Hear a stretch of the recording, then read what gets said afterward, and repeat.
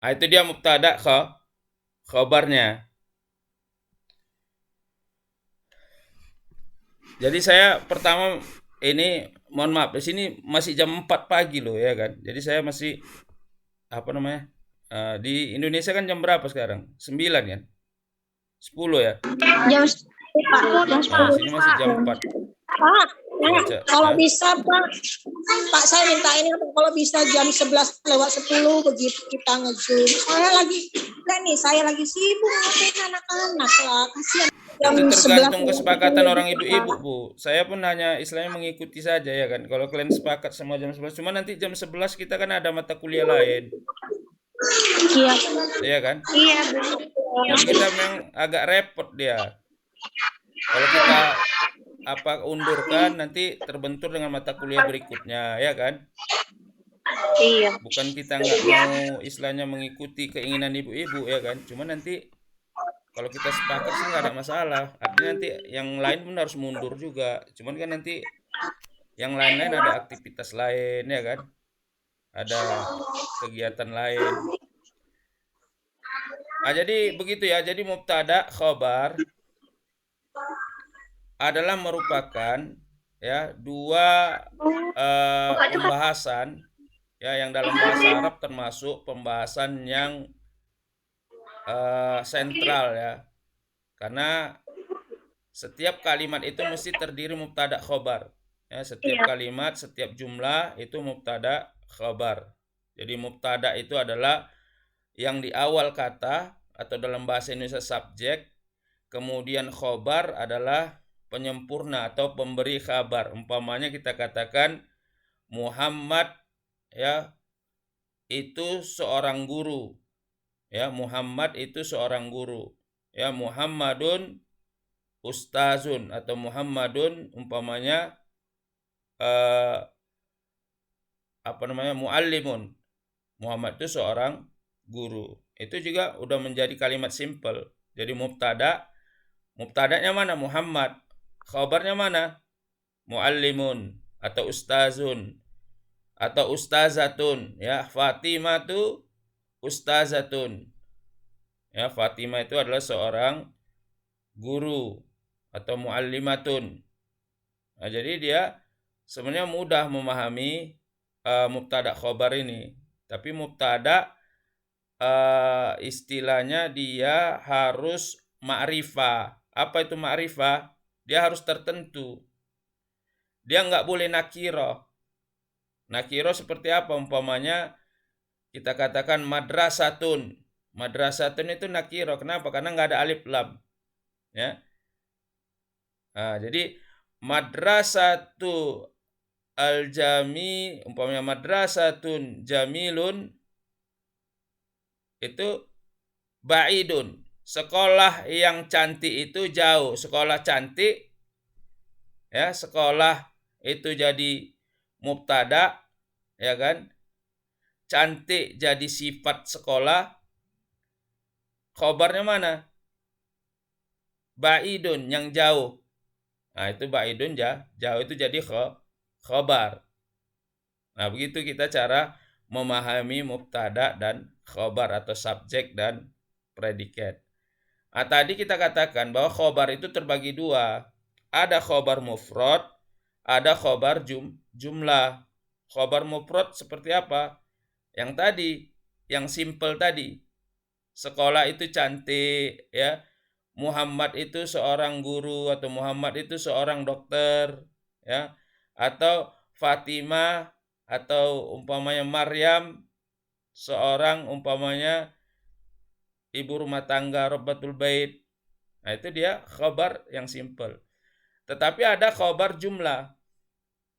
Khabar yang terbentuk dari kalimat yang lain. Ya, umpamanya tadi Fatimah ya akala fil bait. Fatimah makan di rumah, ya kan? Makan di rumah kan udah kalimat baru dia. Fatimah mubtada, akala fil madi ya.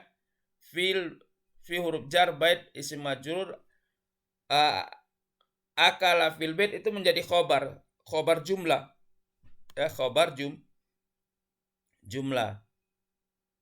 Nah, itu dia mubtada dan khobar, ya kan? Ada pertanyaan? Paham sampai sini? Insya Allah Pak. Berarti Pak yang kata Allahu Akbar itu termasuk mubtada sama khobar yang mufrad. Iya, bisa. Allahu Akbar, ya kan? Umpamanya Muhammadun Rasulullah. Muhammadun mubtada, Rasul khobar, ya kan? Rasul mudhaf, Allah mudhafun ilaih, ya kan? Allahu umpamanya as-samad, mubtada, khabar, ya. Nah, dia kalau yang simple-simple kita bisa pahami. Ataupun yang sudah jumlah itu mubtada khabar. Mubtada itu harus baris depan dia. Barisnya dhamma. Itulah sebabnya orang Arab walaupun tidak dibarisi, dia bisa baca, tahu dia. Karena ada kaidah umpamanya mubtada harus baris depan. Khobar juga harus baris depan. Jadi tak ada orang yang baca baris bawah atau baris atas atau baris mati. Karena kaidahnya mubtada itu harus dibaca baris depan, marfu, ya kan? Muhammadun Rasulullah. Ya. Allahu umpamanya karimun. Ya, Allah Maha Mulia. Ataupun Allahur Razzaq, Allah Maha Pemberi rezeki. Itu dia mubtada khobar. Baik, ada lagi pertanyaan?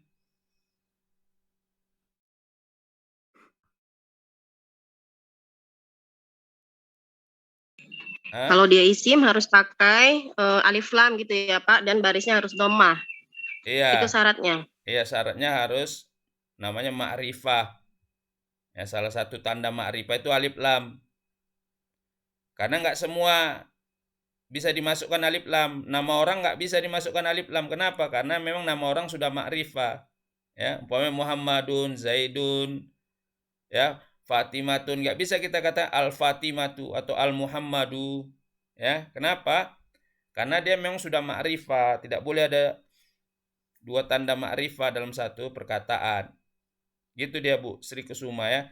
Jadi dia kalau dia kalimatnya kalimat biasa, ya, kata-kata isim, bukan nama orang, bukan nama tempat, maka dia istilahnya boleh ditambah alif lam. Umpamanya al-qalamu, pulpen itu ghaliyun, pulpen itu mahal. Ataupun al-qalamu al-qalamu ahmarun, pulpen itu merah. Ya, itu boleh untuk menjadi khabar mubtada khabar. Baik, ada pertanyaan lagi?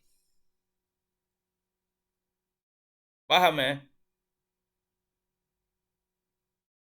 Insya Allah paham Pak. Nah, nanti kalian baca-baca apa itu materi orang itu udah paham lah tuh, karena dia simple. Kemudian ini, jadi kita hanya kira-kira di materi yang mereka sampaikan, ya, ada yang nggak dipahami bisa ditanyakan. Ini merupakan kesempatan kita, ya, karena kita ada apa untuk bertanya, ya kan, bertanya tentang kira-kira apa yang mengganjal, ya, untuk kita memahami satu pembahasan kita hari ini tentang mubtada khabar, ya kan. Nah, tadi ada zorof. Zorof itu apa, ya kan? Apa itu zorof?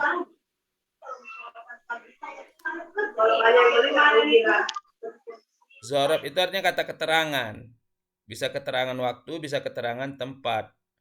Umpamanya sallaitu zuhron, ya, atau Muhammad ya'ti ba'da zuhron. Ya, Muhammad datang selepas zuhur. Itu kata keterangan waktu. Atau umpamanya keterangan tempat. Ya. Huwa